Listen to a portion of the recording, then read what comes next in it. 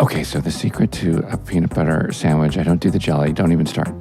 I get the knife and I stir up the peanut butter, and then on the bread, you have to wipe it all the way to the edge, and you put the other piece of bread on, you slice it right down the middle, don't do corners, don't do fours, and then you wash it down with a nice cold glass of SmartLess. Welcome to SmartLess. SmartLess.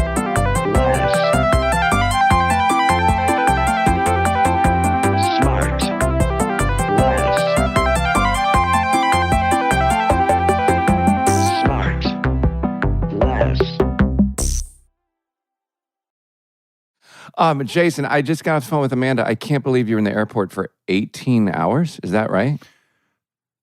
Yeah, it wasn't fantastic. There was That's unbelievable. Well, wait, before you start, I can't believe you got off the phone with Amanda. Okay, go ahead, Jason. No, that was 19 hours. The plane flight to Iceland was just 18. Oh, wait, Jason, what happened? Because it was delayed? Is that right? Just a delay. Yeah, a bunch of weather in New York, and that meant we couldn't take off from L.A., and then there was a layover once we got to New York, and these are all, no one's complaining. You know, we're out here, we're living our dream here in Iceland. And Iceland, you know? I can't believe you're there. What time is it? Right now, it is 4:30 in the afternoon. Okay. Are you exhausted? Yes. But, you know, I've got just a beak full of schnitz. I'm ready to go. No, I got piped into some great Icelandic stuff. Oh, you've been doing so great all these years. No, it's just everything's white here. So it's just like, give me a bag of that. You can't tell what's what. Yeah, no, I'm up for it. I'm into it. Well, you know, I'm glad you made it. Yeah. How are you guys today? Good. Will has not run out of gum. This is great news. I'm trying to keep it quiet. You know, they've got lozenges and I think some cream. They've got nicotine cream now. Ira, is that nicotine gum for real? Of course it is. No, I've got the pouch in, and then I use gum because I need to kind of cut it with the gum. Sure. Wait a second. So you have a pouch. You have a pouch in your mouth and gum. Regular gum. Oh, regular gum. That kind of cuts it for me. What do you mean cuts it? Like makes it less powerful? Yeah, and just like the taste, with the taste of the, because you get a little bit of like some of that thing that I don't really enjoy. I'll do a glass of water and a glass of apple juice, and I cut the juice with the water. Because sometimes the apple juice is too strong for you, Yeah, son? it is. Yeah. But do you find that if you drink both, that your pull-ups get full early? Like, do you have to you know? my adult pull-ups? Yeah. Oh my God, Sean! I just love him so much. Really, I know. he's a teddy bear with a heart. He drinks whole milk, right? It's always whole. It's usually skim milk. oh. I'll drink whole milk, but it's usually skim. Yeah. What's the difference between skim milk and 2%? Well, the skim tastes a little bit. The whole milk smells a little funny. It's and it tastes a little too thick for me. Sure, but I like a milkshake with whole milk. Yeah, no, I know that. But what about 2% versus skim? Do we know? Is it just different name for the same thing? Well, it's less fat. It's like right? half. I think it's like a step between, isn't it? It's less fat. Well, which is less? The skim milk is 0 fat. Oh, really? Right? Yeah. 2% still leaves a little bit on top. Has not been fully skimmed. I think that's right. This is correct. I think that's right. Yeah. Listener, are you still with us? Yeah. I also never understood why.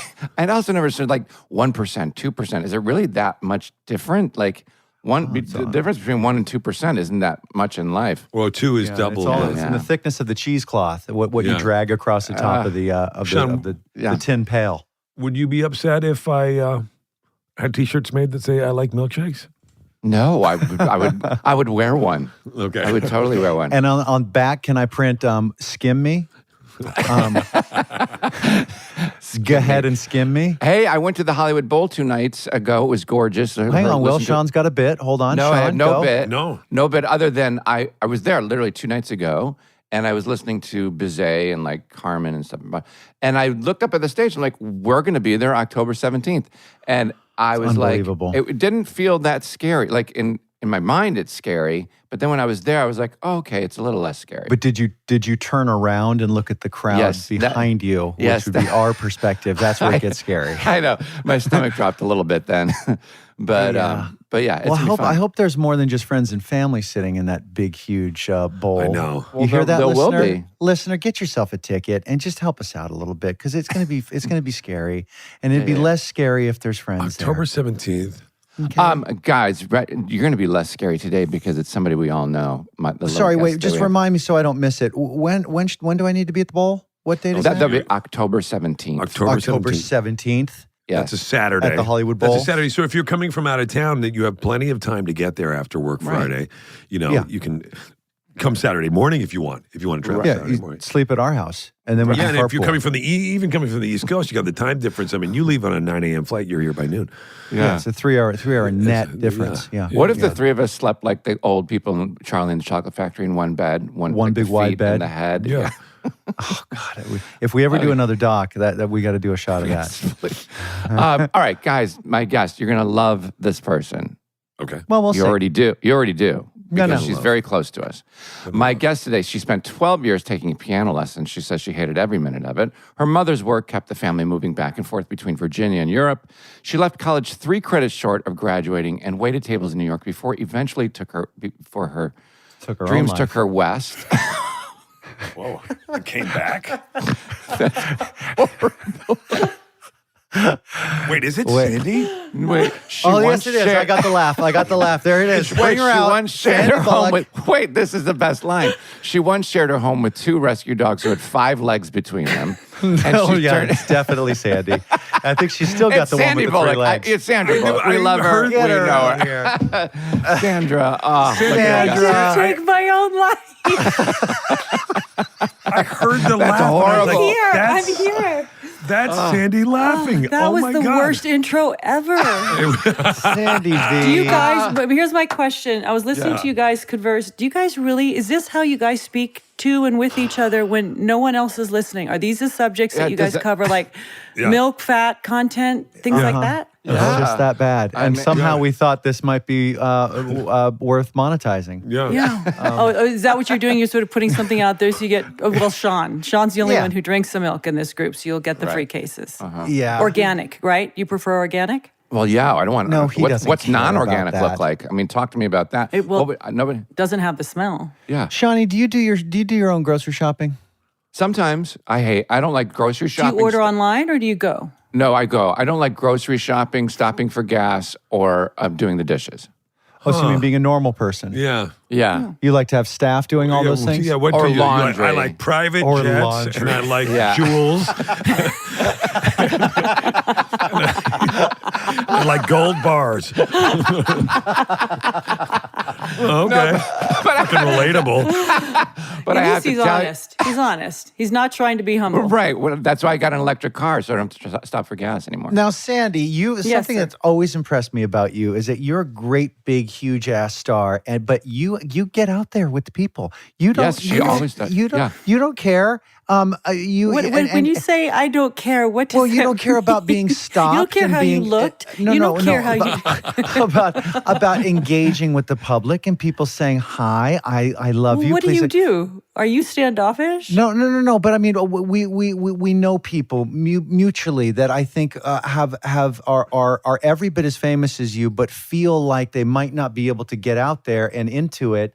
I mean, I can think of a Is it for dozen people safety that I know. they don't feel? It could I mean, be. it might be It could- safety. Well, but you've had your brushes with things that are unsafe, yet you still you're out they there. seem to you're out come there. to my house, so it's my house that's unsafe. Sandra Bullock, where are you right now? Hi, cutie patootie. I'm in Hi. Jackson Hole, Wyoming. Oh, You I'm in the are so hole. pretty there. I love it. It's so great. The kids are on the water. They're fishing this morning. I love that. Last year, by the way, I listened to your previous episode that you did for us, and Years so I ago. wouldn't what ask did we the sa- talk about? I know. So I was I'm not. gonna, I was not mentally there during that show, so I don't even know what we Five talked years about. ago. Yeah. Can you believe that? Yeah, it was 5 So it years was like ago. one of our first 50 episodes, probably. Something like that. Yeah. Yeah. Yeah. Why was Yeah. your head not there? I forget, Sandy. Did you? Because it was the whole Brian thing. The whole we were in the thick of it. Yeah, I was gonna Yeah. get there, and I had this whole I don't beautiful. remember anything. we were COVIDing too, weren't we? Yeah. Somewhere probably. Right. Yeah. You talk about isolated. Now, well, I'm going to jump ahead. First of all, hold on, before you go too far, is that a legit shelf stock behind you, or is that just for camera? It's because it's fabulously stocked. Oh, well, it's a mess. It's just like no, but it feels very curated, a nice mess, nicely lit mess. Well, I got little Grogu right there. I see that, and a nice Is that Paulson? It looks like Sarah Paulson. It looks like Sarah Paulson. Now it is. There's Sarah Paulson. Now it's Sarah and the Paulson. Emmy on the other side. This is from Adam Driver. This is, I don't know what that is. That's an Emmy. Oh, that's Isn't that an Emmy. This is a printer Any machine. faxes coming through? Any faxes coming through right now? You want to check the faxes? Wait, but I think you've corrected us before. That is only one of your Emmys. This is correct. They're all How over. many I mean, do you like I can't pan. What do you? I know. Have you forgotten how many Emmys you have? How many do you have? I can't. We don't have enough time. Oh, God, it's just Sean. incredible. Good for you. Yeah. But the sad part is nobody knows who won anything ever. Okay, so True. It's But they know what you wore. I was gonna wait, Sandy, but I'm gonna go back and get everything else. But let's get into Practical Magic too, because I just saw it. You because did? Sandy's a friend, and I got a link, and I got a little secret something, and it was. I fucking loved it. Did you really? There's our quote. You're not just Loved saying that? it. No, are you kidding? Well, first of all, I'm the biggest nerd. I like fantasy, sci-fi, that kind of stuff. Harry Potter. I can tell when Sean's lying. He's not lying. He's not lying. No, I loved it so much, and I loved I'm so glad. your performance, Nicole, Diane Wiest, Stockard. Channing, all the kids. Like everybody I was want to rewatch so the first one. Joey and Maisie, yeah. so good. Do you recommend rewatching the first one before the second one? Yeah. Well, you don't have There's to. some callbacks? You don't have to, but there are some callbacks. Yeah, there are yeah. definitely some callbacks. But if you've never seen the first, you can pick up. And the first one was like, it wasn't like a massive, gigantic hit, but then it became one later. It became this culty, like like cult a thing. cult. Yeah. And so it made sense to do the sequel because it was like, oh, it's really cool. I loved it so much. And I How loved long did you guys wait in between each one? I mean, a couple decades. Yeah. Yeah. Wow. Awesome. I mean, when the first one came out, we were eviscerated. We were by the really? critics. No. It was, how many women do you need in a film? How many tones do Oy. you need in a film? Comedy and drama and magic. And like, it was a slight, I found myself like crouching down. By the end of the junket, you could just see I was like this, a C shape. Oh, it's and the then you just go, worst. okay, that was, we thought we were doing something really original and meaningful, and not until like I'd say And it turns out you did. we did, but for the audience to find it, we needed social media. Yeah. So they could find each other. And all of a right. sudden, through social media, everyone found each other. And then generation after generation, like, my generation grew up and then had children, and they watched it with their Right, yeah. mothers and the grandmothers with their kids. Like, there Yeah. are kids that are 10 going, oh my God, it's my favorite movie because I watched it with my mom and my grandmother. And it's like, we don't get a lot of multi-generational things like that. So that was Right. a surprise to me and all of us, I think. And last year, you said you were telling, you had to tell everybody that every Sandra Bullock Instagram account was fake. You had to go, no, that's fake, that's fake. And then 14 months later, I you know. graced us with your presence on Instagram, which is super fun for people like me, that's a friend of yours, and everybody else to see what's up. And it's a great tool. And it's so exciting only to see. 14 months ago, did you start Instagram? No, like a few months ago, I started Instagram, but like about a year and a half ago, I had to, because there were people that were using my name and likeness to scam money out of people, saying my sister would have people reaching out to her saying, your sister took thousands of dollars from me. My bags are packed. I'm meeting her. Like, and the harm that it was causing, awful. families going, we don't know how to not tell this person it's fake, and I would have people call them saying it's fake, it's not real. So finally, I had no intention of ever going on social media. Like, it wasn't my calling. And then once I did that, it stopped a little bit, but it doesn't really, it's just never ending. Yeah, I know. It's The heartbreaking. stuff that you've had to deal with and handle and come out the other side, and you're just, I don't know how much we're going to get into on this one, but it's get just it so, whatever you your want. You have spirit is permission. just so commendable, and It is. I love being close to you. Yeah, you're one of the Jason, that strongest makes me weepy. humans I know. Yeah. Yeah. Not even men or women. You're just one of the strongest humans I've ever known. And going back to the movie. Thank you, I think, yeah. Yeah. What's that? I said thank you, I think. Yeah. It's the biceps mostly. Is it? I'm working on it. I kind of let myself go the past 6 months in front of a computer with this film, and I was like, what has happened to my body? No. But I remember you being out in London the same time I was doing Goodnight Oscar. You were shooting Practical Magic too, and you came over, we had dinner, and it's cool to have seen you in London and now then see the movie, to see all the work that you've done and all the great work. And it's shot beautifully. Anyways, can't go on enough about it. But I love the whole idea at the center of the movie that the Owens women have this curse where it's a great rule or whatever, where falling in love can mean losing the person they love, right? It's a great metaphor for a lot of things. A lot of things. And so I don't want to give anything away, but one of my favorite lines in the movie that you say is, I'm so happy you're free to love now, free to love exactly the way you want. And notice that I lean towards Maisie when I say that. Yes, I love that. And that made me think about something you and I talked about before you came on. You told me you're ready to talk a little bit about Brian. And I know some of the story and some of it I don't. I feel safe to talk to you guys about Brian. Yeah, because it's just us. No one's listening. It's just no one else is. But it's safety. Yes, it's true. And as it relates to everything we were just talking about, and Jason was talking about, can you tell me a little bit about that relationship, what became difficult toward the end of both the relationship and sadly Brian's life, and how you reconciled those difficult parts with loving someone so deeply? Yeah, that's a very deep and great question. And please don't feel free to say as much or as little as, of course, as you want. Absolutely. We so appreciate you being open to it. The way I look at it, and it's not so much looking at it, is I know that this is, there's a reason for everything. Sometimes there's not. It's just horrible. But where I sit now, what I have now, I would not have to share had I not gone through that. I would not ever want to go through it again, though you never know. Life, is like life is. It's tricky. But I wasn't allowed to speak about it. That was the request, and I honored it. Which his illness. Yes, he asked me not to share, and I know why he asked me not, and it isolated me in the process, and plus the entire world was locked in with a pandemic. It was literally like the final diagnosis. Even though he was ill for half of our relationship.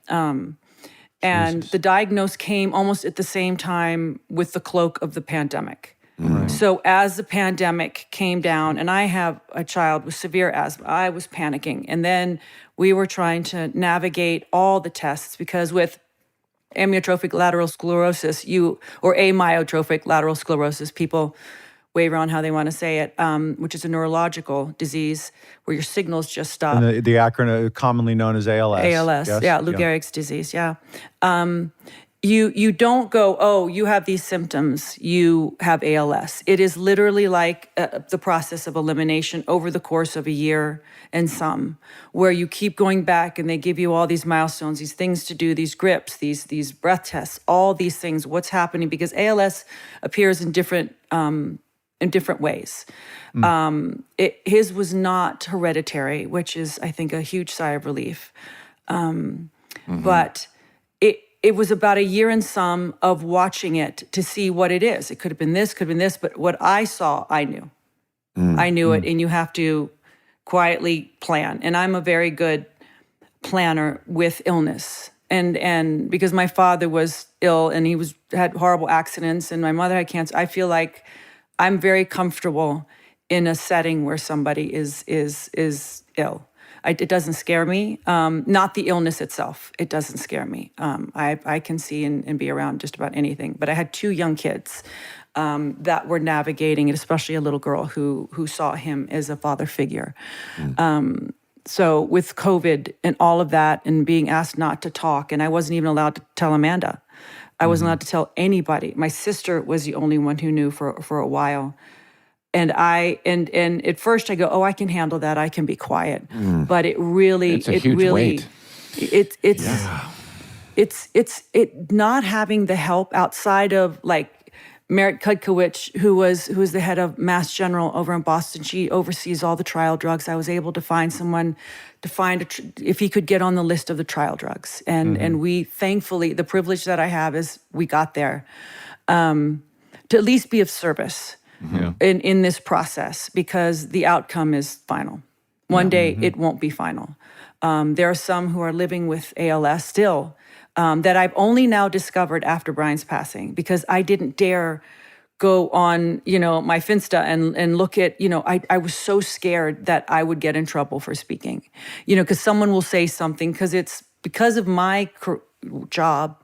It's kind of like Sally Owens. I have a curse. I walk with this curse that knowledge is payment for somebody. It is information that is valuable. And so that's why I keep very isolated, because I don't want to harm others because of what I do. So I think not talking for a while was good. And then when the physical illness was then coupled with the mental health aspect of things, and it's something that people don't talk about. And it doesn't happen to everybody, but it was a trifecta that was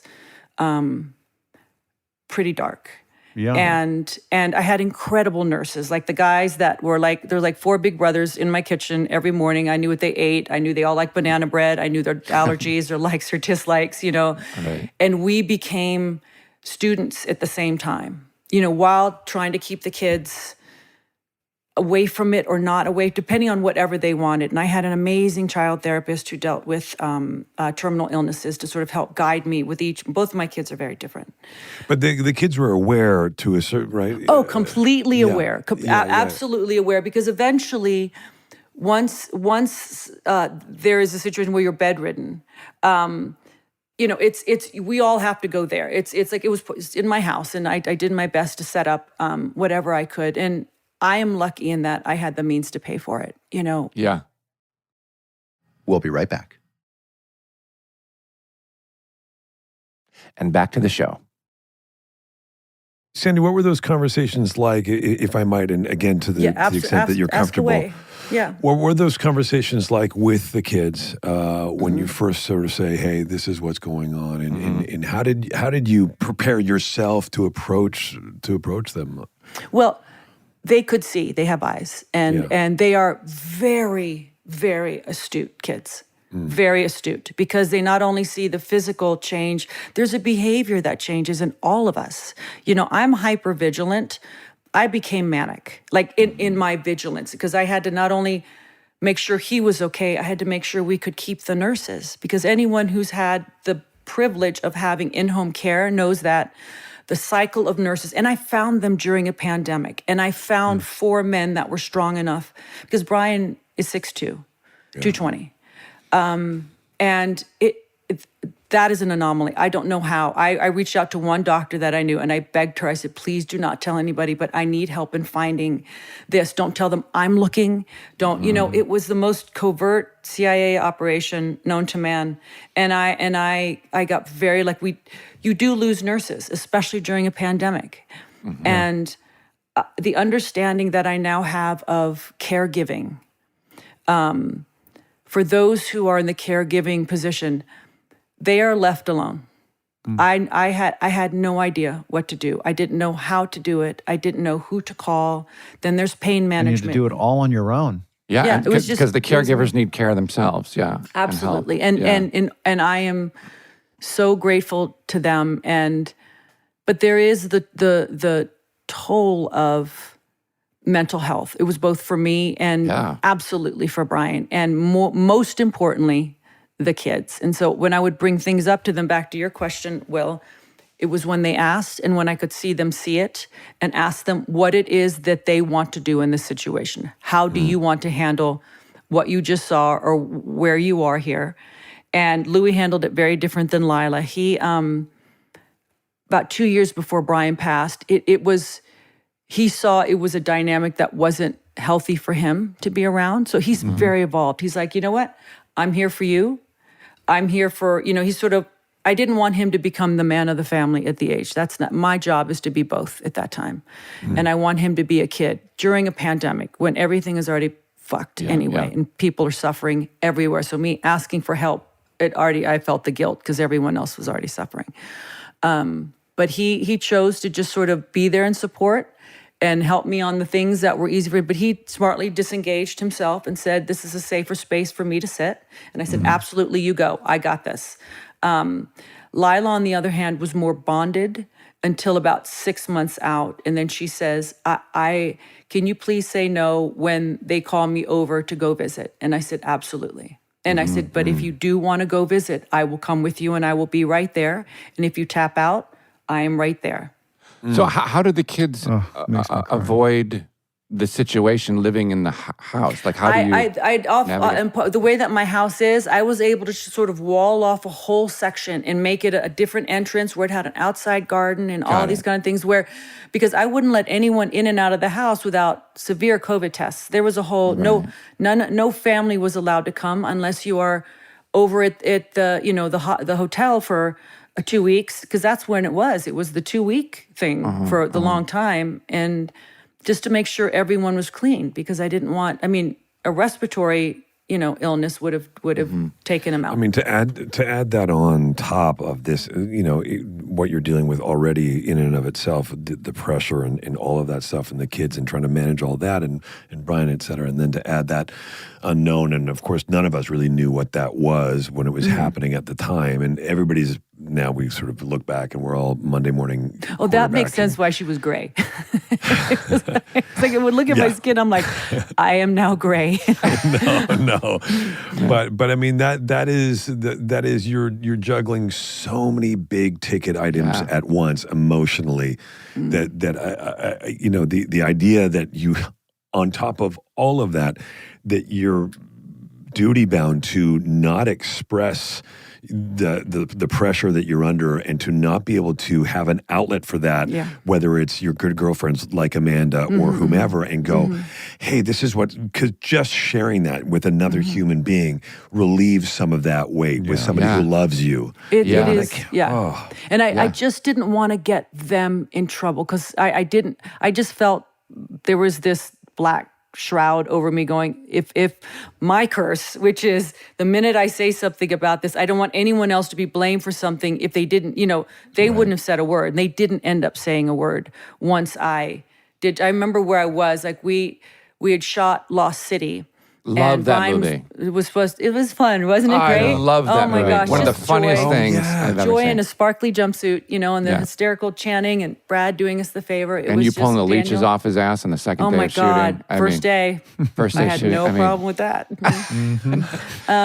Sorry. Nor did he. He's so game. But I remember we were editing. And Brian had already it was already in a bad place, and I was in this room upstairs, and I had the monitor, and we're editing, and Amanda and Jen were, and I don't know why we got on a call for something, and I think if I look back on it, I would say it was Amanda and Jen going, we need to spearhead because we need her to start talking. And we need to talk. I think Amanda had, I don't even remember anymore, but I remember they came on. It makes me start crying. I saw their face in Jen's kitchen, her little desk and her little kitchen behind her where we all get our food. And I just saw them because they didn't really speak. They just got on. They were like, hi.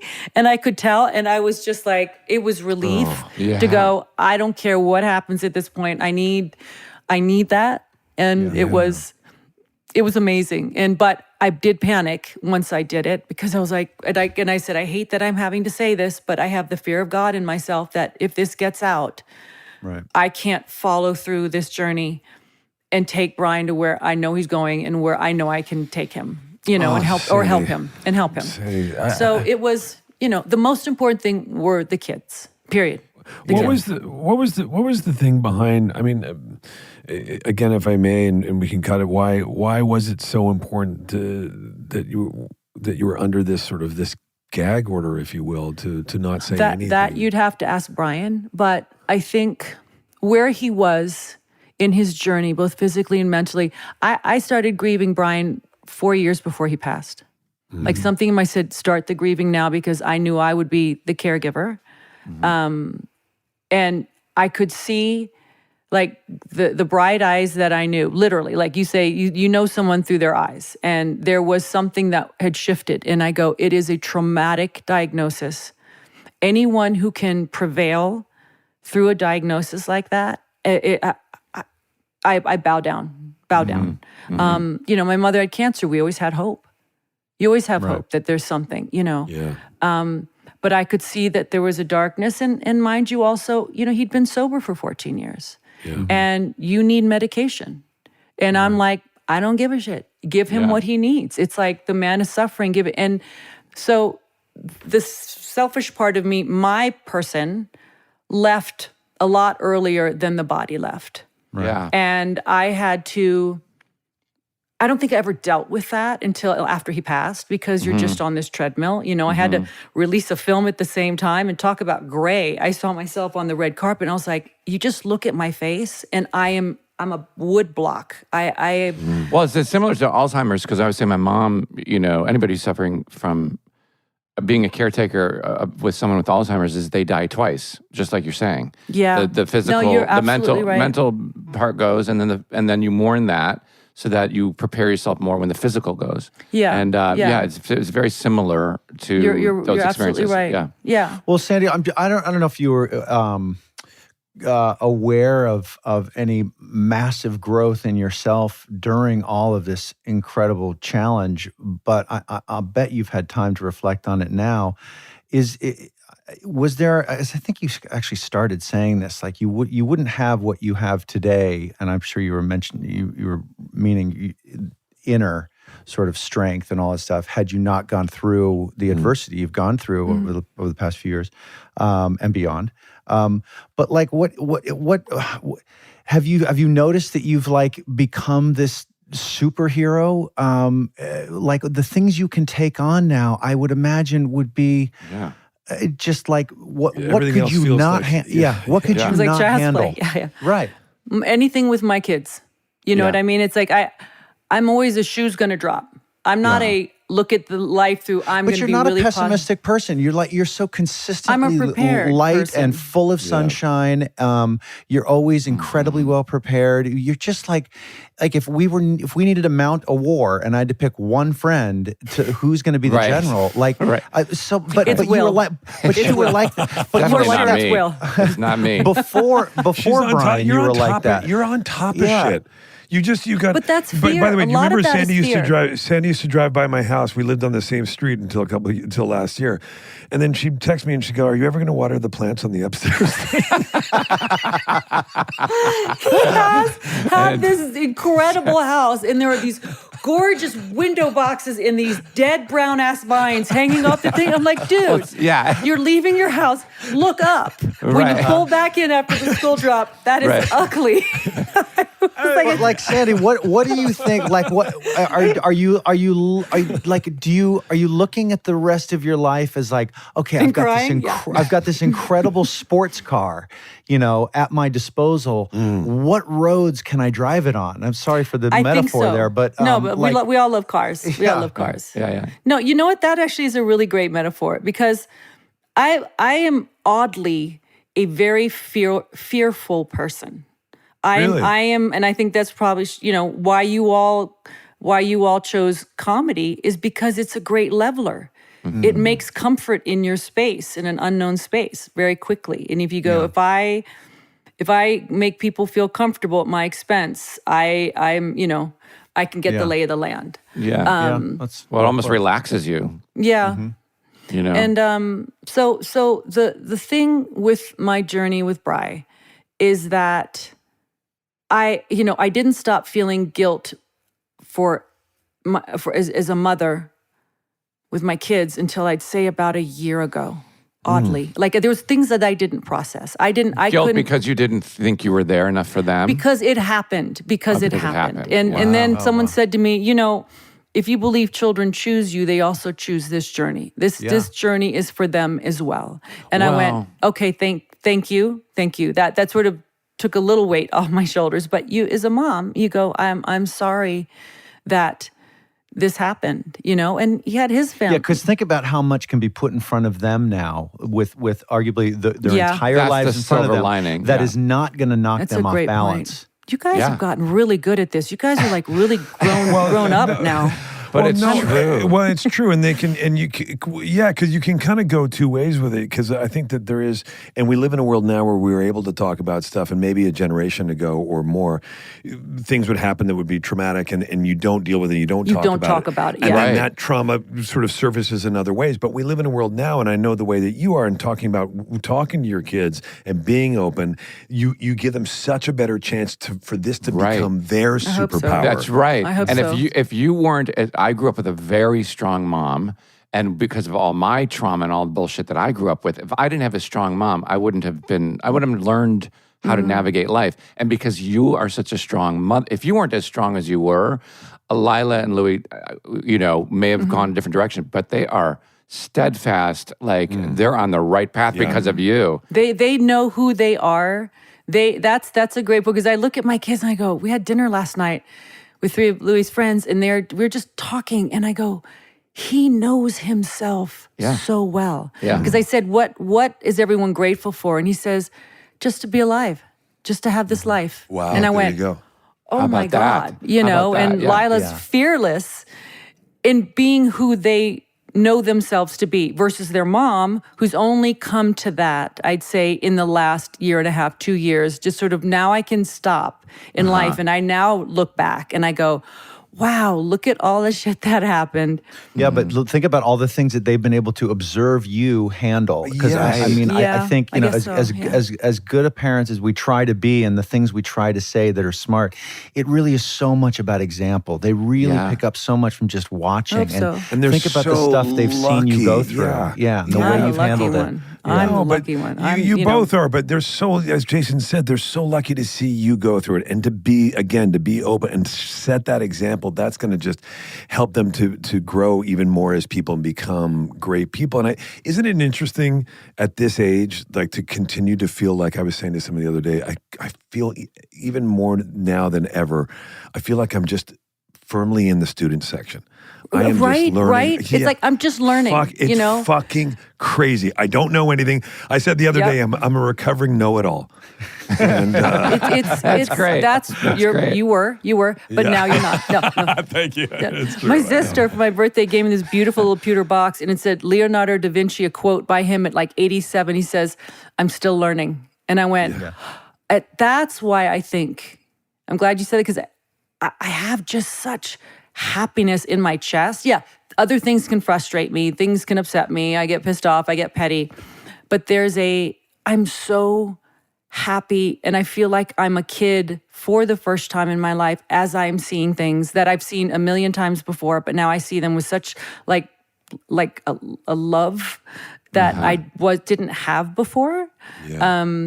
And it's just, yes, I have a great therapist. Yes, I think I did the right thing with the kids. Yes, I did usher Brian out the way a human being deserves to be ushered out. And I didn't take care of myself then, but I so take care of myself now. There was a moment when I just wasn't feeling great. I'd gotten COVID after we did the press junk, and I was like, oh shit, what am I going to do? So I'm in a room above the nurses where they are, and I'm bubble wrapping myself and running, because I still had to cook dinner for the nurses, so I'd made all the kids go away, and I'm bubble wrapped, and I'm, in room service. And then I just didn't feel right afterwards. And I was like, as a woman, I'm like, something is wrong. And I said, oh my God, if all this stress gave me like cancer, that's when I'm going to get mad. pissed, Not at yeah. anything else, Yeah, is that right. I'm going to be pissed if I've made myself sick. And I remember being at the doctor going, she sees me come in all amped up and wrapped in bubble wrap, and I said, if I'm okay, I swear to God, she goes, you'll take care of yourself now? And I said, yes,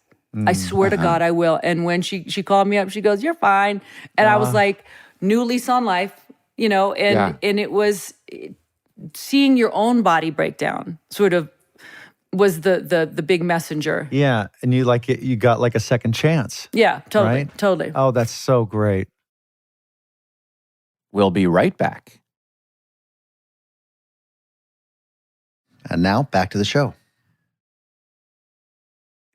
Sandy, It's so funny that you started, but early on you were saying that, oh yeah, everything happens for a reason, and sometimes it doesn't. And stuff. But if you think about it, even just now hearing you say all that, the sort of the flip side of this really tragic time in your life, and obviously in Brian's life and his passing, all that stuff. The flip side of it is, again, what we talked about, the growth and the universe, it turns out, didn't serve you more than you could handle. It never does. You did all the right stuff. You did it the right way. You honored him. You stayed connected to the kids and helped them navigate through it. Think about how great that is. And now as you sit here and you say you're so happy, and you can see it, Sandy, you are a different person. It's incredible. And so in a way, it does happen for a reason. Well, that reasoning happened for me, for my growth. Yes, absolutely. And I mean, I do see the bigger reason in all of this is that I had all this information that no one was able to give to me for the caregiver. And it's like apparatuses, tricks. How do you get a wheelchair up and down stairs? Oh my God, Amazon. Say what you want about Amazon. Amazon saved my life. And because I had to quietly do it. And the office was like, why are you ordering ramps? Oh, the kids want something to go up and down the stair. The lies that I told. But Will has ordered so many stuff secret off of Amazon. It's crazy. Really? Yeah. They come in a little brown package. Oddly, a lot of ramps. Remember we used to drive by in L.A. Bezos' house, which wasn't too far around the corner. In a very different situation. And I'd see the Amazon trucks parked in front. And you're like, how? Why? I also want him to go to the driver like, hey man, handle this one with care, bro. Really carefully. You know who lives here. Well, Sandy, how does, most of us got to know you before we got to know you through what you do on screen. Yeah. And Nice. how. Nice, Jason. Nice segue. Yeah, here I come. How On the release date on Practical magic too. bringing this full circle. Can No, we also talk about first before, since we're talking about kids, how fabulous Jason's kids are? I feel like if there's a child missing, Yeah. I took them. Yep. Well, took I got Franny's here in Iceland with me, completing Is she really?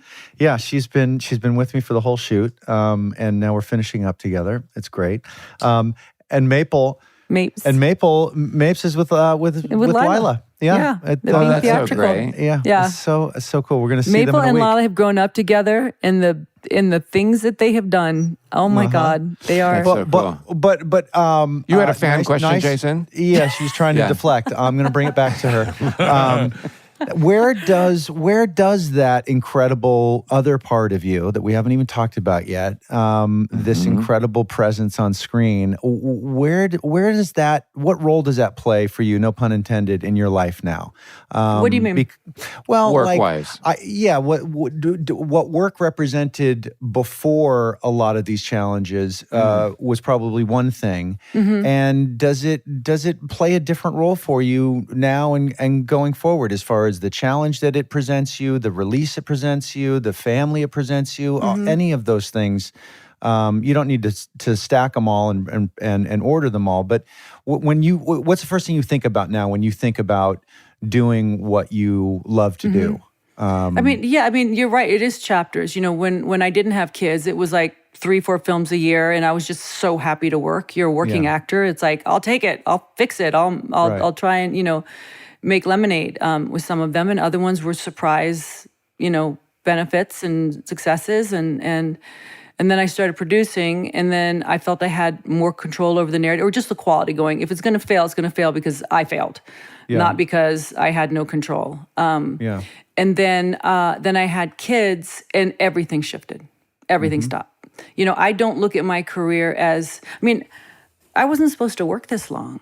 Every penny that I had went into real estate. I was like, well, I'm good at this. I can restore and lease it out, and then I'll have something to do. And that's why I obsessively just put every penny into a structure that I could restore and bring to life. And very smart. And then the kiddies came, and then they are my life, and work is second, and that's period. And because it's just me, I've always been a single parent. Right. And then when Brian got sick, that, after Los Angeles, I was like, I thought I was going to have a little bit of a mental issue. I was like, I can't. I mean, what was funny, but not so funny, was the very last shot of our film in Lost City. We couldn't shoot when we were in the DR, and we had to reshoot like a couple months later on. And I came home and I was just full on lifting, caretaking, all the things that you do. Mm-hmm. And I came for the reshoot on a couple hours of sleep. And I remember walking in and everyone went, did you not sleep? Like, I looked so bad. And when I say so bad, like my face, it was horrific. And I could maybe manage 4 hours of the reshoot. And they were like, can you just give us one? I was like, I can't. I got to go home. Home. Yeah. And I went home. The amount of money that they had to spend to fix my face to match the rest of the film. Digitally. I looked, it was a horror show. And I have good friends that are in the hair and makeup department. They're like, can't do it. Okay, can't. There's not enough putty to spackle that thing. So I did that, and then I just pulled the plug. I said, I can't anymore. I have nothing to give right now, nothing, zero. Right, but then you turned to Practical Magic was right was the next timing. big thing that you took on and took on a lot of it. You could have narrowed your scope of work on that if you wanted to. I'm not able to narrow my scope. That's really the truth. I can't. Well, you're so good at taking on a ton, and you succeed at everything that you take on.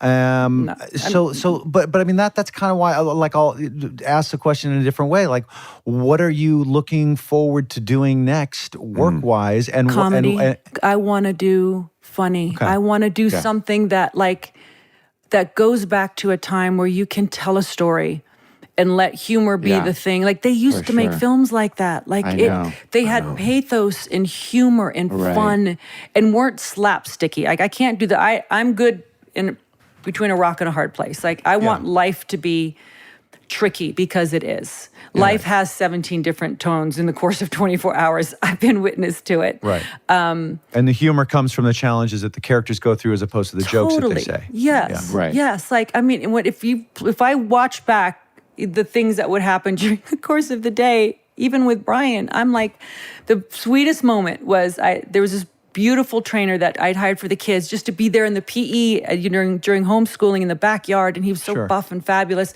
And then I went, I should probably do something. I should probably move. And he's like, okay. So we'd be outside, masked, 90-degree weather, doing exercises. And he finally said, you know what?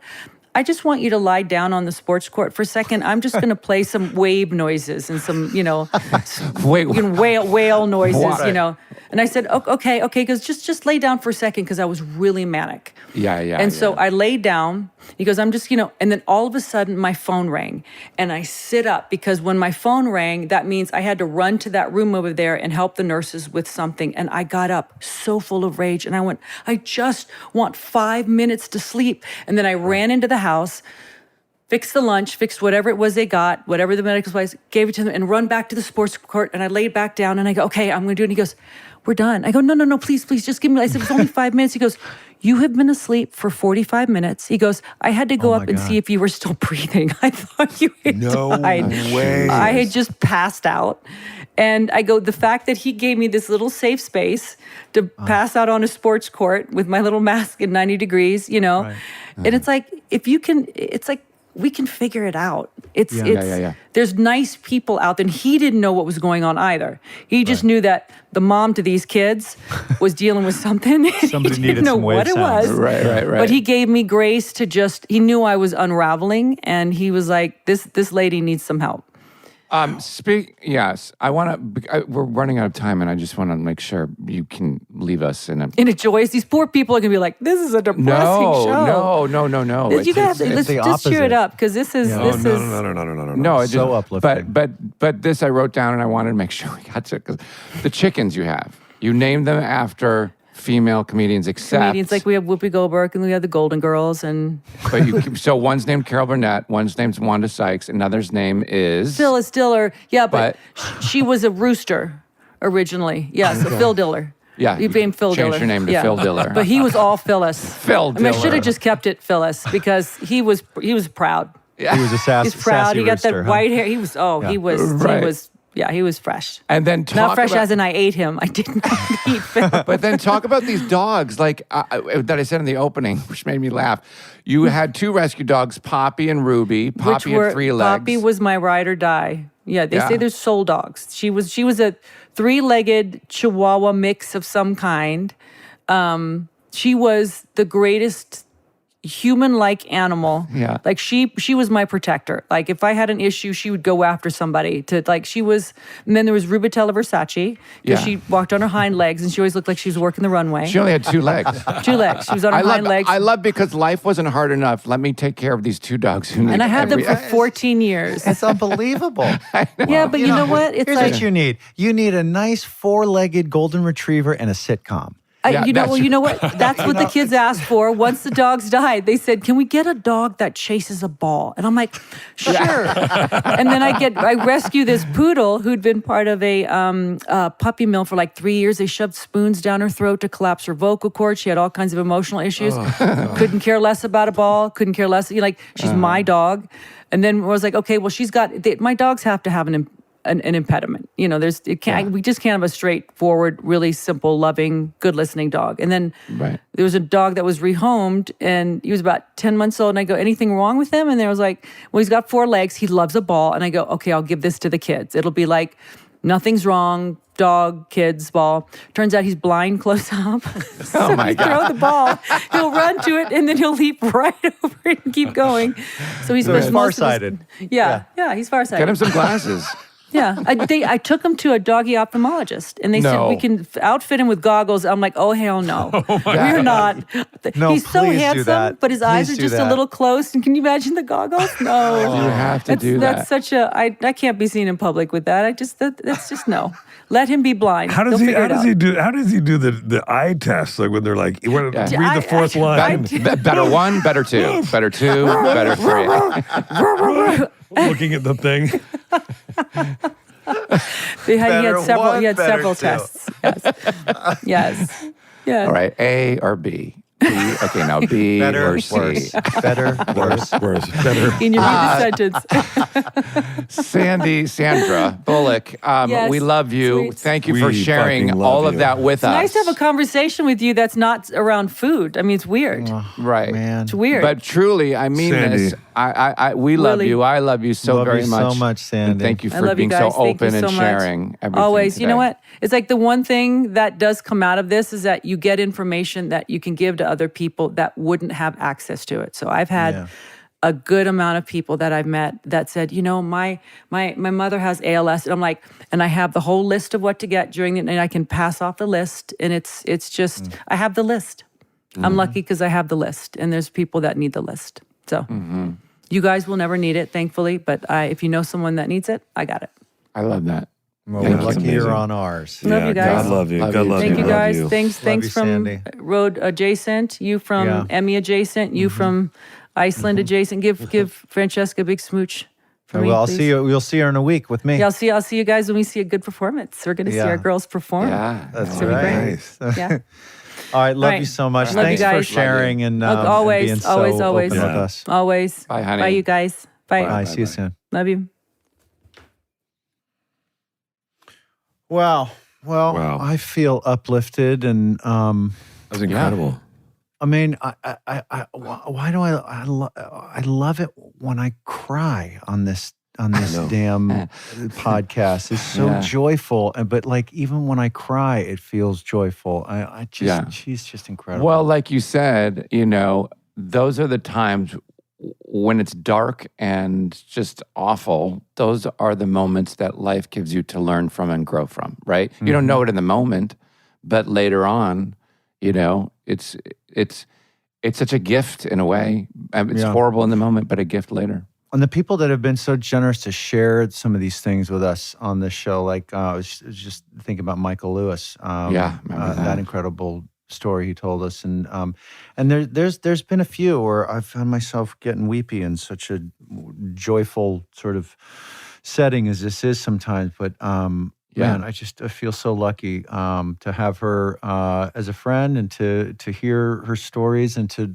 watch her go through what she goes through. And she could have told another hour on another really trying episode that she's been through in her life, and then another hour and another hour. And I don't Right. mean to sound like, woe is Sandy, because, she's certainly had an incredible fortune in her life as well. But man, the way she goes through this life, I forget, because she always does shower us with so much sunshine when we're around her. Mhm, right. You really forget, like, the feet are paddling like hell underneath the water sometimes with some of these things, and it's really admirable. And it really goes to show, it really highlights that you never know what people are going through. This is one of those things that you think about, like when you go through the world and you think, like, somebody's cuts you off or they're being an asshole. And now as I get older, I go, I don't know what their day's like. I don't know what they're going through. I don't know what pressure they're under. I don't know where they're coming from. And You can call me. I probably know. I know that you keep tabs on people, sure. Yeah. But as you say, JB, Next time I have questions about fat content in milk, I'm going to come to you. Yeah, you never know how much You never people know about fat Yeah. content. I can solve a lot of problems. Skim You versus just ask 2%. me. It's tricky for some. You just call me. I mean, I probably know a lot. I think that probably when you're sitting in front of the dairy aisle, Sean, and you're presented with the option of all these different milks, you probably just don't know which one to buy. SmartLess.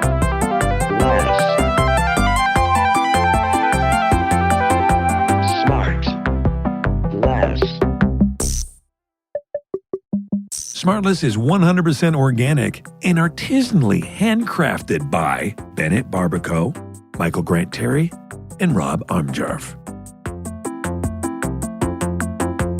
SmartLess.